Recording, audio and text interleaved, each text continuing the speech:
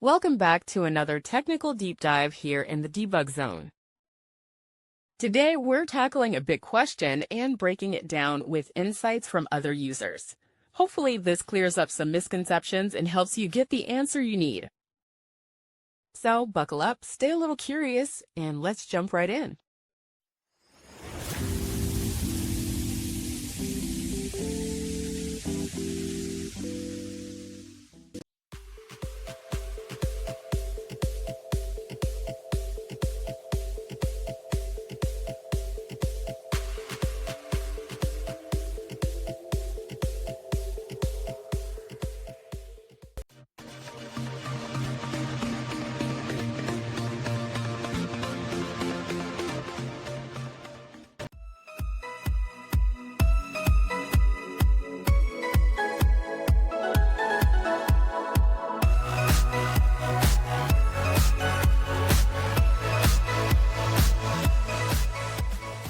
And that's a wrap.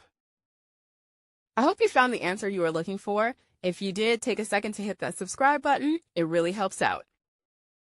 And let me know in the comments which solution worked best for you. See you next time in the debug zone.